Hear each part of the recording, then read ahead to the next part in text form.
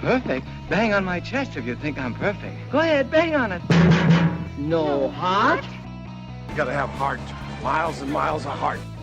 This is Patchwork Heart Ministries' Young Catholics Respond, brought to you by Breadbox Media. Now, here's your host, Bill Snyder. Thanks, Adam, and welcome to the program, everybody. This is Young Catholics Respond. I am Bill Snyder. It is a pleasure to have you joining us, no matter how you're listening. Always want to give a shout-out to our newest listening audience out there in Cleveland, Ohio on Living Bread Radio. Thank you so much for tuning in, and don't forget to share it with a friend. Always need new listeners. Always would love to have new people reach out to our ministry. Our ministry can be found at patchworkheart.org. That's our website, or of course on social media, all the different social media forums, Instagram, Twitter, Facebook. Reach out to us and connect with us. We have so much more going on than just our radio show, but our radio show really is the staple of our ministry. It is the flagship of everything we do here at Patchwork Heart Ministry. And I am so blessed to be joined today by Bruce Wawrzyniak. He is the host and creator of Catholic Sports Radio. He was born and baptized Catholic. He has spent the majority of his professional career working in sports and as a veteran broadcaster and podcaster.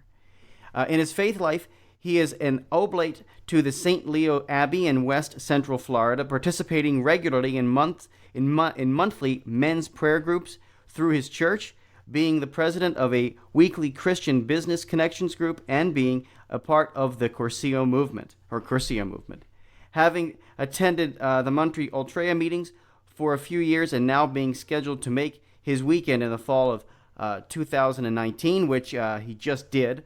And he also attends Mass twice a week and did an Emmaus weekend in 2016. He has founded this Catholic Sports Radio, and it truly is a wonderful podcast. So, Bruce, welcome to the program, and thank you so much for sharing with me today about faith and sports. My pleasure, Bill. Thanks for asking me to be here. Yeah, so, the bio never does it true justice. I always like to be able to introduce my guests, but, just a few sentences never really paints the perfect picture. So I want to ask you a little bit about your faith journey, being born and raised Catholic, and then how you blended that in with broadcasting, because that is got to be a beautiful way to reach out to people and help people in their faith through the mass media. It is, and I think that for as much as people complain about technology and social media and some of the things that are out there these days that are perceived as distractions, we really are blessed with the technology that we've been given, because if you think back to the day when Jesus walked the earth and how slow it took for things to spread, and of course you think of the old game, I think it's called telephone or train or something like that, where you tell one person, then they tell it, and you wait and you see what the message comes out as on the other end. Here we can sit in the comfort of wherever we do our broadcast from, our podcasts, and literally the message can be out to the world in no time. So it has been a blessing to be able to share my Catholic faith and to blend that with the long background that I have in sports and combine that with the success that I've had in podcasting for more than 5.5 years now. There's another weekly show that I do, and use it to create what has been Catholic Sports Radio since February of this year. Yeah, it's really incredible.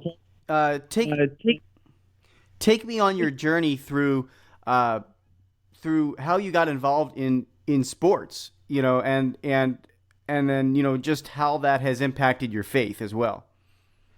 Well, I grew up playing basketball and just was always a sports fan.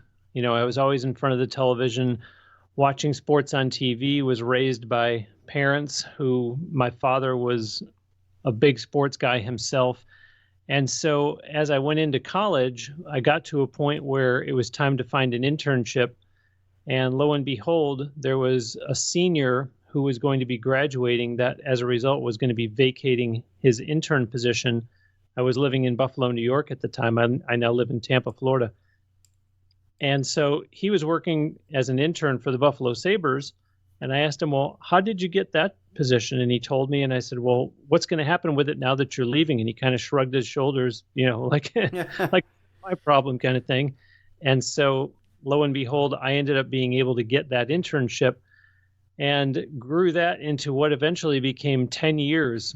I like to say 10 seasons working with the team, because obviously eventually I graduated and they just hired me instead of maintaining the intern role. And at the same time that I was doing hockey, they brought a pro indoor lacrosse team to town.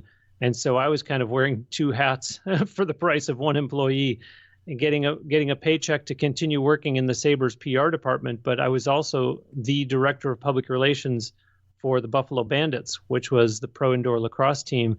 And I fell in love with that so much that everybody kind of, would scratch their head and look and say, you're walking away from an NHL team to go do lacrosse full time, because they had a major changeover in the structure of the league, and the league office moved from Kansas to Buffalo. And so I was actually hired as the first employee for the new league office. They changed the name of it to what is now known as the National Lacrosse League. And I was the vice president of public relations. But after 3 years, they decided they were going to move it to New Jersey. And I thought, well, if ever there was a time to relocate, which is something that I had thought about from time to time, that was going to be the jumping off point. And so instead of heading to New Jersey, I headed to Florida. And after kicking around for a year and a half, freelancing for a few different full service agencies, ad agencies in the Jacksonville area, I moved down to the Tampa area. And for 10 and a half years, I was the director of communications for the International Softball Federation, which is the world governing body for the sport. So that means world championships, Olympics, things of that nature. And I was actually the chief press officer at the 2004 Summer Olympics in Athens and the 2008 Summer Olympics in Beijing, meaning for the women's softball competition. And my Catholic faith never left me. That's the beautiful thing about our faith, is that it's the same wherever you go. You can walk into any church in any country and you can still follow along with the Mass and kind of pick up where you were the week before in your own home church. And so I just continued to remain faithful to the Lord. And as I said, with the success of the podcast that I do for music, I just finally had this moment where I realized that, as much as it sounds like a cliche and like a joke, I really have been blessed with the gift of gab, in that here I have all this podcasting knowledge, I have all this equipment, and I thought, why not use it to glorify God and give back to him what he's given to me, and combine our faith lives and our sports lives and show people that you can do exactly that. And so that's what Catholic Sports Radio is. We don't talk about wins and losses and statistics on that show. I interview guests who are Catholics that are current or former coaches, athletes, referees, umpires, clergy, administrators, and that's what we talk about, as the intersection of your faith life and your sports life. Yeah, absolutely. And I think that intersection is so crucial in today's society, because when you look at it, people are consuming sports. I know how much sports I watch, and I know that there are people out there that watch more sports than what I do. And I think that when you talk about your faith never leaving you, there are a lot of lessons in sports that we can learn and that teach us how to have good faith lives, right? And so when you were traveling and doing all these amazing things for all these different lacrosse and softball and Olympics and whatnot, did you encounter any people that were on fire for their faith, being able to live their faith amidst the sports and go to mass together, or was there a community of people in that for you? Well, I'll tell you, for some reason, I saw it the most, maybe not necessarily Catholic, but at least Christian, the softball players, the girls that I would encounter from, mind you, a variety of different national teams, but obviously the Americans, there's going to be no language barrier, but I noticed that the softball players, they never hesitated to literally wear their faith on their sleeve. You would see them with a wristband that would have a Bible verse on it. You would see them with jewelry, a cross around their neck. You would hear them talking about how blessed they were to be at the world championship level or at the Olympic level. And they would not hesitate to lift up the name of God in interviews, in dugout conversations. I had on Catholic Sports Radio Mike Candrea, who was the coach of the 2004 U.S. Olympic softball team that won the gold medal. But he actually has been coaching softball for years and years and years at the University of Arizona. And he said, what kind of message are we sending to our kids when we're telling them that you should be going to Mass every Sunday, but then we're scheduling our softball tournaments on the weekends? And so people are making that choice of skipping Mass because they're saying, well, we have the tournament to go to. And so he said, I decided I needed to step up and lead by example and make sure that I was in the pew every Sunday. And the girls just knew when he'd be coming back to practice for University of Arizona, coach is coming from church. And so it's great to see the girls out there, the athletes out there who are demonstrating their faith. But I think we have a responsibility as well to lead and to make sure that people understand. And that's one of the things with Catholic Sports Radio that I try to impress upon people is that sports are great and there's a lot of tremendous benefits to them. Sportsmanship, physical fitness, teamwork. However, as much as it's perfectly fine to aspire to be a professional athlete, we worship God and God alone. You don't worship sports. You don't worship athletes. You don't worship the idea of becoming the highest paid athlete in your sport. You can pursue sports as a career, but you have to keep focused on that God has to come first. He's the one that has blessed you with these talents. Yeah, and if you put God first in your life, everything else does fall into place. And it's great to hear that you have encountered that and seen that in your work, and you're encouraging that because it's so important to be able to put God first in our lives. Everything else falls into place when we do, and often we look up to people. I want to talk just a little bit about in the second half of our program the people that we look up to. That if we put people or the sport or anything other than God first, they will fail us, right? Because God is the only unfailing, perfect being out there. So when we put something else up there first, then everything else doesn't fall into place, and we end up with idolatry. We end up worshiping, the NFL or the NHL or softball or baseball or whatever it is, and it throws everything else out of whack for us. I want to talk to you a little bit about some of the people that maybe you've encountered in the second half of the program where they've done that, but then they've realized that they've converted, they've seen the glory of God come full circle and know where their priorities are. Because I think that's a big prevalent thing in sports today. We see it a lot. So, Bruce, I want to talk to you about that and, of course, more about how people can get in touch with you and connect with your podcast and all of your great ministry that you're doing. I've got to take that short break right now. When we come back, we will continue the conversation with you. This is Young Catholics Respond. I'm Bill Snyder.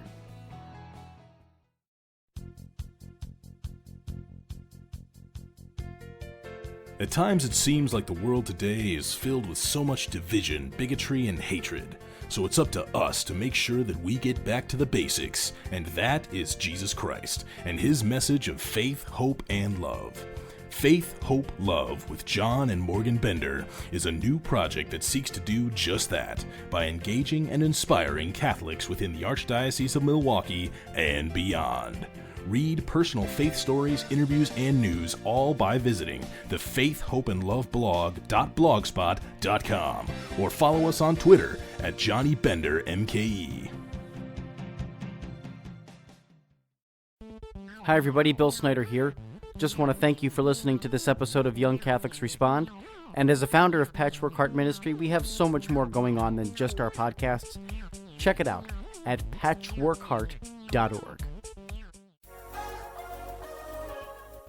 Patchwork Heart Ministry is committed to sowing hope into broken hearts by helping young people encounter the love of Jesus Christ and his Catholic Church through prayer, storytelling, and media initiatives. We invite you to prayerfully consider supporting this mission financially. Mail your tax-deductible donation to Patchwork Heart Ministry at P.O. Box 563, Lake Geneva, Wisconsin, zip code 53147, or visit patchworkheart.org to donate online.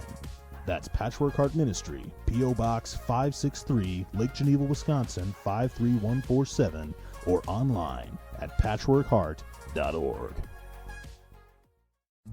The words spoken by Our Lady of Guadalupe to Juan Diego nearly 500 years ago are almost too good to be true.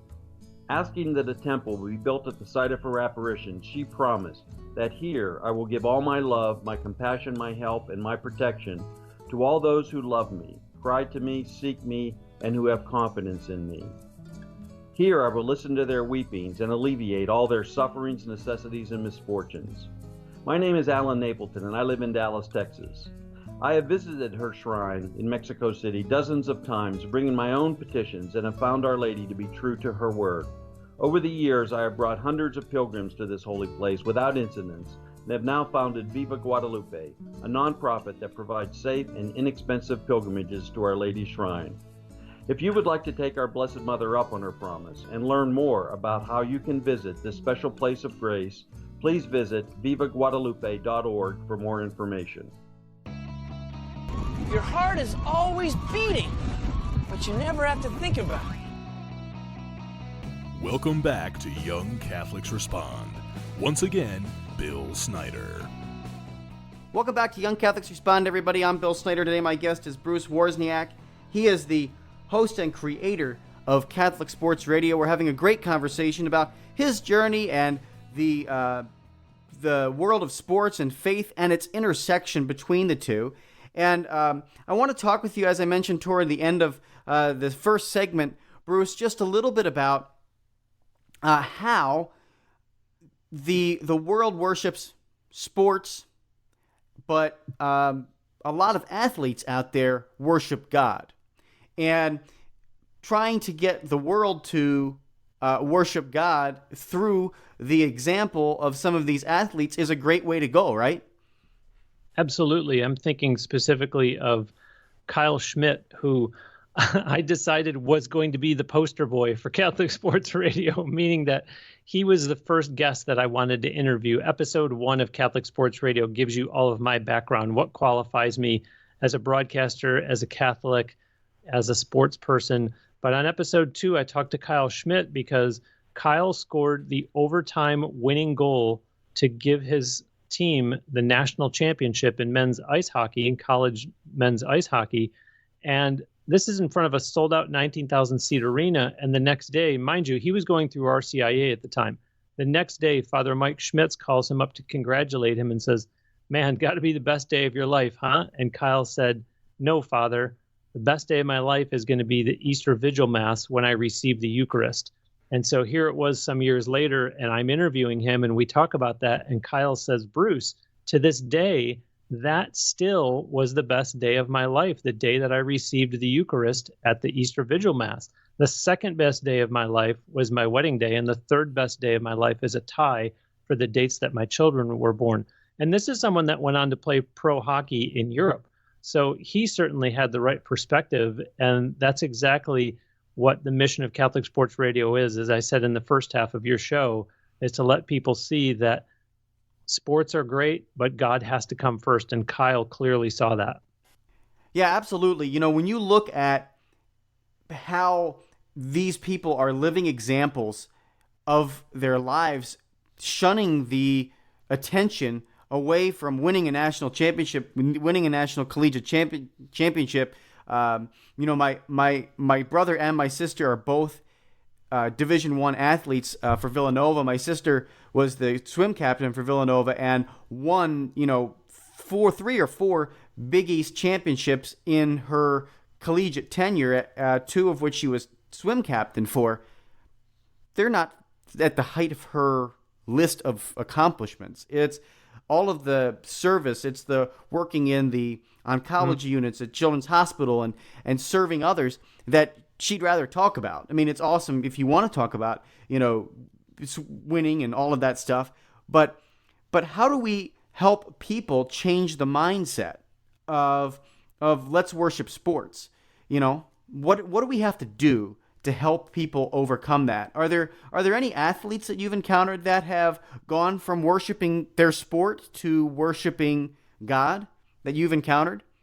There was a recent interview that I did. I don't know that he was necessarily so far as to say worshiping sport, But Luke Vercellone, he had a 15-year pro soccer career. He was drafted into Major League Soccer and went on to a very good career, including the United Soccer League. But he said that when he got to college, and this is someone that came from a Catholic upbringing and, would still go to Mass, but it was just kind of the way I just said it, would still kind of go to Mass. So in other words, it wasn't a real priority for him. And he met a focused missionary on campus that by his senior year, things really clicked and it really turned around. And he decided that, no, I need to be worshiping God. And as much as his goal was, I have to be a pro soccer player, it was more like, this is the way I'm going to make a living, as opposed to this is going to be my whole life. And so I think it's that shift in perspective. What happens, Bill, is we go from being in the pew on Sunday morning as a parishioner to a few hours later, all of a sudden being someone that is a completely different person because we're watching the NFL, and you become this raging lunatic who you say, what happened to the person that was in the pew a few hours ago? I interviewed Dr. Kelly Morrow on Catholic Sports Radio. She's a psychologist, and we talked about fans taking sports too seriously, parents being way too involved in their son or daughter sports, people that have superstitions as fans that they carry out. We talked about sports betting. A lot of these things are really a shift in mindset, and it just is going to take ministries like mine and like yours and like a lot of us out there that are simply saying, change your perspective, and God has to come first. And as you said at the beginning of this episode, everything else will fall in place. And if it needs to be, you hear it from Luke Vercellone on Bruce's show, or you hear it from Kyle Schmidt on Catholic Sports Radio, whatever it is, if it moves you closer to God, then praise be to him that he used me as the vehicle to move someone closer to him. Yeah, absolutely. And, you do a lot of work with athletes. You've spent so much time being in those roles where you've had a direct impact on how sports gets promoted and everything. But you've been able to reach many people through your ministry here, and you do so many other things as well, right? You have been speaking and working in places to do that, to help convince people that the intersection between sports and faith is important, and you can use them as a vehicle to find virtue. You can use them as a vehicle to move closer to God. You're going to be speaking next week at the Second Global Congress on sport and Christianity, which is pretty cool. Tell us a little bit about that and what you're looking forward to sharing with the people there. Yeah, I'm real excited about that, and I'm really thrilled that it's here in the United States. The first Global Congress on Sport and Christianity was in Europe. This one is actually going to be in Grand Rapids, Michigan. So I'm going to travel up there, and I'm going to talk about how you can apply your faith life into your sports life. Because again, make no mistake, I'm not telling people to abandon sports. You admitted, Bill, that you're a big sports fan. I'm a big sports fan myself. But at the same time, we do need to start going out and teaching these lessons and letting people know that it's okay to keep up what you're doing in sports, whether you're a coach, an athlete, an official, or even quote unquote just a fan. But there is a place for your faith life. St. Pope John Paul II really incorporated sport references into a lot of what he said during his papacy. And so there clearly is a connection between the two. And so I'm looking forward to going there to Grand Rapids, Michigan, and sharing with the attendees of that event exactly how, because I think a lot of times you get caught up in the sexiness of it. It sounds like a nice idea to combine your faith life with your sports life. And you hear about these athletes that come on Catholic Sports Radio and share their testimony. But part of my duty is to tell people, here is how you can do it. And so that's what I'm looking forward to doing as part of that event. Yeah, and you mentioned Pope St. John Paul II, and Pope St. John Paul II really was an athlete, right? He was avid in hiking and an outdoorsman. Really, he was skiing. There's pictures of him skiing, right? So he understood that sports brought a certain value to society and culture, but it also was a vehicle for moving somebody closer to sports and faith. Yeah, and we have Saint Sebastian, who is the patron saint of athletes. That's why I say I think people don't realize that there really is a true connection that you think that may sound like an interesting idea, but in reality, there's plenty of examples out there that I try to bring to light. I do a ministry moment at the beginning of each episode of Catholic Sports Radio right before I bring in the guest and try to show people, here are some real life examples, some practical ways that you can see that connection and apply it in your faith life. Yeah, and it's so important to break things down practically for people. I recently was impacted by a book by Matthew Kelly where it talked about you don't have to have every moment of your life be a holy moment, but if you make time to create holy moments, they just keep building on one another, right? And so overwhelming yourself with the scruples of, oh my gosh, I have to be this perfect saint. No, just do your best in every single moment. Be the best version of yourself on the field, off the field, and in every moment of your life, and you will begin to transform that entire life into your into a virtuous one, and it just kind of snowballs. That's the effect that it has, right? And I think when you look at a lot of the athletes that you've mentioned, and I know the few that I have talked to, that's what they would say. It just starts with one thing. It's going to practice, right? It's the famous Allen Iverson practice thing. We're talking about practice, and if you practice every single day, when it comes to game time, you're going to be ready, right? I mean, that's just how it works in both life and sport. And there was an athlete that I interviewed by the name of Mark Van Gilder, longtime hockey player. He only played one game in the NHL, but had a very long career playing in the American Hockey League. He has played in Europe. And Mark said that when he steps out on the ice, he knows that there are kids watching him, and he may be a role model for those kids. And so he said, as a result, I am very conscious of the language that I use on the ice, because there's always a chance that a kid might hear what I say. And if I'm using profanity out on the ice, then I've done a disservice to those kids. So you're right. It's those small little things that it doesn't have to be, this moment that is kind of pointed to like some landmark moment in Catholic history. But as you lead in your faith life every day, all those little things are going to add up. And just something as simple as abstaining from profanity because a youngster might hear it, that all of a sudden is an athlete with great influence. Amen. Amen. Bruce, I want to make sure that I promote your work and your show. And so tell us a little bit about where people can find you, how people can bring you out to their group or their parish or whatever to hear you speak and inspire them as well. Sure. So CatholicSportsRadio.net is the internet home for the show. And you can listen at CatholicSportsRadio.net, or there's links there to get it on Apple Podcasts, on Spotify, on the iHeartRadio app, Google Podcasts, Stitcher, Overcast. There's logos for those, but there's a page on the website where there's a whole lot of other. It's pretty much anywhere that you can get podcasts, you can hear Catholic Sports Radio. And then you can either write to me directly, Bruce at CatholicSportsRadio.net, or there is a form right on the website that says request Bruce as a speaker. So if you are interested in having me come out to your parish event, your men's night, your sports night, a diocesan event, whatever it is where my ministry would be a fit, I'd love to hear from you. Awesome.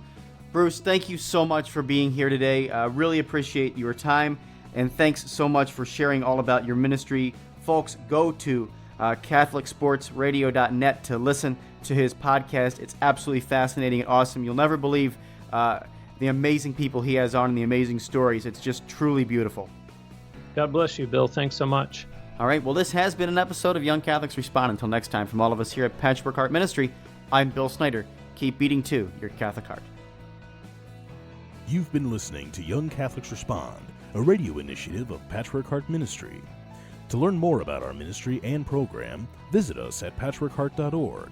Or to get exclusive access and early ministry updates, become our patron on Patreon by searching for Patchwork Heart Ministry.